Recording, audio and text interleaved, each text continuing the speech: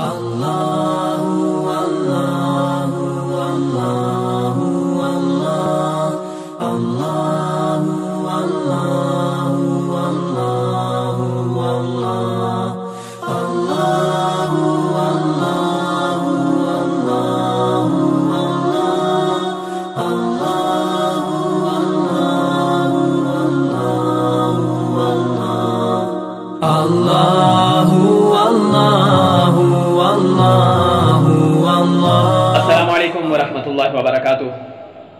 ناظرین کرام، آپ دیکھ رہے ہیں دی اسلامک اسٹڈیز اور میں ہوں جاوید الحسن چشتی۔ ہم نے پچھلا سبق مکمل کیا تھا لفظ مفرد کی اقسام پر کہ لفظ مفرد کیا ہے اور اس کی اقسام کتنی ہیں۔ آج ہم اس سے آگے بڑھیں گے۔ یاد رہے، کوئی بھی اسم یا فعل یا تو ثلاثی ہوگا یا رباعی ہوگا، یا مجرد ہوگا یا مزید فی ہوگا۔ اگر وہ اسم یا فعل ثلاثی ہو تو پھر وہ دو حال سے خالی نہیں کہ وہ مجرد ہوگا یا مزید فی۔ اگر وہ مجرد ہو تو اس کو ثلاثی مجرد کہیں گے، جیسے فعلا، یہ فا عین لام حروف اصلیہ اس کا وزن ہے، اور فعلا یہ فعل ماضی ہے۔ اچھا، اب دیکھیں، ثلاثی وہ اسم یا فعل ہے جس کے فعل ماضی کے کلمہ میں فعل ماضی واحد مذکر کے صیغہ میں 3 حروف اصلیہ سے زیادہ کوئی حرف نہ ہو، جیسے ضربا، نصرا، سمع۔ اور مزید فی وہ کلمہ ہے جس کے واحد مذکر غائب ماضی کے صیغہ میں 3 حروف اصلیہ کے علاوہ کوئی حرف زائد بھی ہو، جیسے اجتنبا بروزن افتعلا، اس میں حمزہ اور تا زائدہ ہے۔ اسی طرح رباعی، یعنی فعل ماضی واحد مذکر غائب کے صیغے میں اگر 4 حروف اصلیہ کے مقابلے میں کوئی حرف زائد نہ ہو، اور 4 حروف اصلیہ فا عین اور 2 لام، فعللا، ٹھیک ہے، بعثرا۔ اب بعثرا یہ فعللا کے مقابلے میں ہے اور اس میں 4 حروف اصلیہ ہیں، کوئی حرف زائد نہیں ہے۔ اچھا، اسی طرح اب آپ رباعی مزید فی کو دیکھ لیں کہ وہ اسم یا فعل جس کے ماضی کے واحد مذکر غائب کے صیغہ میں 4 حروف اصلیہ کے علاوہ کوئی حرف زائد بھی ہو، جیسے تسربلا، تفعللا، اور اس کا اسم فاعل متسربل اور مفعول متسربل آتا ہے۔ اسی طرح رباعی مجرد کا اسم فاعل مبعثر یا مبعثر مفعول آتا ہے، اور ثلاثی مجرد کا اسم فاعل فاعل اور مزید فی کا مفتعل یا اس طرح کے اوزان پر آئے گا۔ اب رہ گیا خماسی۔ خماسی میں کبھی بھی فعل نہیں ہوگا، نہ تو خماسی جو ہے وہ فعل ماضی ہوگا نہ مضارع ہوگا، کیونکہ وہ اس میں جامد ہوتا ہے۔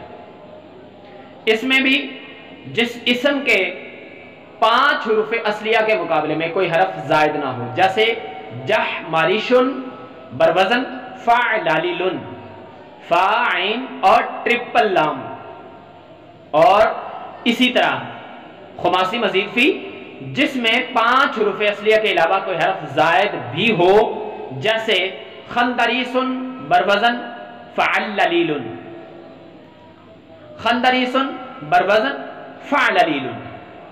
تو اس میں یا حرف زائدہ ہے۔ اس کے علاوہ آگے بڑھیں تو وزن کرنے کے لیے 3 حروف اصلیہ کو رکھا گیا ہے، وہ ہیں فا، عین اور لام، جن کا مجموعہ ہے فعلا۔ اچھا، اب آگے چلیں۔ اسم کی 3 قسمیں ہوں گی، یہاں پہ یہ بات ختم ہو گئی۔ اب آگے چلیں، اسم کی 3 قسمیں ہوں گی۔ پہلا ہے مصدر، دوسرا ہے مشتق، اور تیسرا ہے جامد۔ پہلے ہم جامد کی تعریف کرتے ہیں، جیسے وہ اسم جو خود نہ کسی سے بنا ہو اور نہ ہی اس سے کوئی دوسرا اسم بنتا ہو، جیسے فعل لیل بروزن جحمرش بروزن فعل لیل۔ مشتق وہ اسم جو خود بھی کسی سے بنے اور اس سے دوسرے کلمات بھی بنے، جیسے فاعل ناصر بروزن فاعل اور منصور بروزن مفعول۔ اسی طرح مصدر جو خود تو کسی سے نہ بنا ہو لیکن اس سے دوسرے کلمات بنے، جیسے ضرب ضرب بروزن فعل اور اس سے ماضی بنتا ہے فعل ضرب بروزن فعل۔ اب آگے جو اقسام آ رہی ہیں ان کو 7 اقسام کہا جاتا ہے، اور ان کو ایک شعر میں اس طرح بیان کیا گیا ہے کہ صحیح است و مثال است و مضاعف، لفیف و ناقص و محموز و اجوف۔ صحیح وہ کلمہ ہے جس میں فا عین اور لام کلمہ کے مقابلے میں کوئی حرف علت نہ ہو۔ حرف علت واو الف اور یا ہے، واو الف اور یا جن کا مجموعہ وائے ہے۔ اچھا، اب صحیح کی مثال ہے ضرب، جیسے بروزن فعل اور اسی سے ماضی ہے ضرب۔ اچھا، اب آگے دیکھیں مثال جس کے فا کلمہ کے مقابلے میں حرف علت ہو، اگر وہ حرف علت واو ہے تو مثال واوی، اور اگر وہ حرف علت یا ہے تو مثال یائی، جیسے وعدہ اور یاسارا۔ یہ بروزن فعلا کے آتے ہیں اور مثال سے ان کے فا کلمہ کے مقابلے میں حرف علت واو یا ہے۔ دوسرا ہے اجوف، جس کے عین کلمہ کے مقابلے میں حرف علت ہو، وہ حرف علت واو ہو تو اجوف واوی، یا ہو تو اجوف یائی، جیسے قول اور زیادت۔ قول بروزن فعل اور اس کی ماضی ہے قالا، اور زیادت بروزن فعالت اور اس کی ماضی ہے زادہ یزید۔ اچھا، تیسری قسم ہے ناقص، جس کے لام کلمہ کے مقابلے میں حرف علت ہو، جیسے اگر وہ حرف علت واو ہو تو ناقص واوی، جیسے دعا اصل میں دعوا تھا، اور اگر وہ حرف علت یا ہو تو ناقص یائی، جیسے رما یہ اصل میں رمایا تھا۔ اب اس کے بعد ہے تیسری قسم، چوتھی محموز۔ محموز کہتے ہیں جی حمزہ دیا گیا، جس کے فا کلمہ کے مقابلے میں حمزہ ہو اسے محموز الفا کہتے ہیں، جیسے اخذا بروزن فعلا، اور اگر اس کے لام کلمہ کے مقابلے میں حمزہ ہو تو اس کو اگر اس کے عین کلمہ کے مقابلے میں حمزہ ہو تو اس کو محموز العین kehتے ہیں، جیسے سآلا بروزن فعلا، عین کلمہ کے مقابلے میں حمزہ آ گیا۔ اور اگر لام کلمہ کے مقابلے میں حمزہ آ جائے تو اس کو محموز اللام کہتے ہیں، جیسے زرع بروزن فعلا، زرع یزرع، یہ محموز اللام ہے۔ پانچویں قسم ہے جی لفیف۔ اب لفیف میں ایک حرف علت نہیں، دو ہوں گے۔ اگر تو حرف علت فا اور لام کلمہ کے مقابلے میں ہو تو اس کو لفیف مقرون کہتے ہیں، جیسے وقایا، وقا یا اصل میں وقایا تھا بروزن فعلا، اور اگر حرف علت عین اور لام کلمہ کے مقابلے میں ہو تو اس کو لفیف مقرون کہتے ہیں، جیسے طوا اصل میں طوایا تھا بروزن فعلا۔ اب اس کے بعد ہے مضاعف۔ مضاعف کہتے ہیں ہم جنس ہونا، دگنا ہونا۔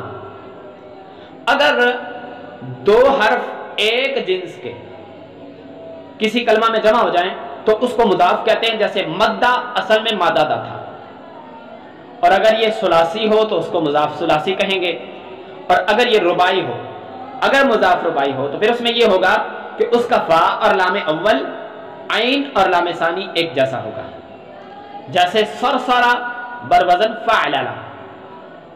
تو اس طرح ہماری 7 اقسام آج پوری ہو گئی۔ آگے ہے 12 اقسام۔ 12 اقسام کہتے ہیں جی 12 قسمیں۔ ان میں پہلی قسم ہے فعل ماضی، وہ کلمہ جس کے ذریعے گزرے ہوئے زمانے میں کسی کام کا ہونا یا کرنا معلوم ہو۔ فعل مضارع جس کے ذریعے آنے والے زمانے میں یا موجودہ زمانے میں کسی کام کا ہونا یا کرنا معلوم ہو۔ اور تیسرا ہے فعل امر جس کے ذریعے فاعل مخاطب کو کسی کام کا حکم دیا جائے، جیسے اضرب۔ فعل نہیں جس کے ذریعے فاعل مخاطب کو کسی کام سے روکا جائے، جیسے لا تضرب۔ اس کے بعد ہے جی اسم فاعل، وہ اسم جس کے ذریعے فعل واقع ہو، جیسے ضارب، وہ مارنے والا۔ اسم مفعول جس کے ذریعے جس پر کسی کام کا وقوع ہوا ہو، جیسے مضروب، وہ مارا گیا۔ اسم زمان وہ اسم جو کام کرنے کے وقت کو بتائے، جیسے مضرب، مارنے کا وقت۔ اور اسم مکان جو کام واقع ہونے کی جگہ بتائے، جیسے مضرب، کام کرنے کی جگہ۔ اسم آلہ جس کے ذریعے کسی کام کا ہونا، جس کے ذریعے کسی کام کا مطلب کہ جس کے ذریعے کسی چیز، مطلب کوئی ایسی چیز جس کے ذریعے کام لیا جائے، جیسے مفتاح، چابی۔ اس میں تفضیل وہ اسم جس کے ذریعے کسی چیز کی نسبت کو بتایا جائے، جیسے اضرب، وہ زیادہ مارنے والا، مطلب اس میں ہلکا مبالغہ پایا جائے گا۔ اس کے بعد ہے جی نفی جہد، وہ فعل جو گزرے ہوئے زمانے میں کسی کام کی نفی پر دلالت کرے اور وہ نفی پکی ہو، جیسے لم یضرب، اس نے نہیں مارا۔ نفی تاکید، وہ فعل جس کے ذریعے آنے والے زمانے میں کسی کام کا نہ ہونا معلوم ہو اور وہ نہ ہونا پکا ہو، جیسے لن یضرب، وہ ہرگز نہیں مارے گا، میں نے اس کو روک دیا ہے۔ اس کے بعد ہے جی صفت مشبہ، وہ اسم جو کام کرنے والی ذات پر دلالت کرے اور اس کام میں دوام پایا جائے، جیسے کریم، وہ ہمیشہ کرم کرنے والا۔ فعل تعجب، وہ فعل جو اس کیفیت کو ظاہر کرے جو کسی عجیب چیز کو دیکھ کے ظاہر ہوتی ہے۔ سو آج کے سبق میں ہماری یہ اصطلاحات اپنے پایہ تکمیل کو پہنچی۔ اگلے سبق میں ہم ان اسماء اور افعال کو بنانے کا طریقہ معلوم کریں گے اور ان کی پراپر تعریف آپ کے سامنے رکھیں گے۔ سو آپ کو ویڈیو اچھی لگے تو برائے کرم ہماری ویڈیو کو لائک کیجئے اور چینل کو سبسکرائب کرتے ہوئے اپنے دوستوں تک اس کو ضرور پہنچائیے، تاکہ کلام عرب اور قرآن پاک اور احادیث پاک کو پڑھنے سمجھنے کا سلیقہ امت مسلمہ کے سامنے رکھا جا سکے۔ سو آج کے لیے اتنا ہی، اگلی ویڈیو میں آپ سے ملاقات ہوگی۔ کوئی تو آئے جو پائے ہم سے روشنی، ہم نے تو دل جلا کے لبے بام رکھ دیا ہے۔ محمد جاوید الحسن چشتی کو اجازت دیجیے، والسلام۔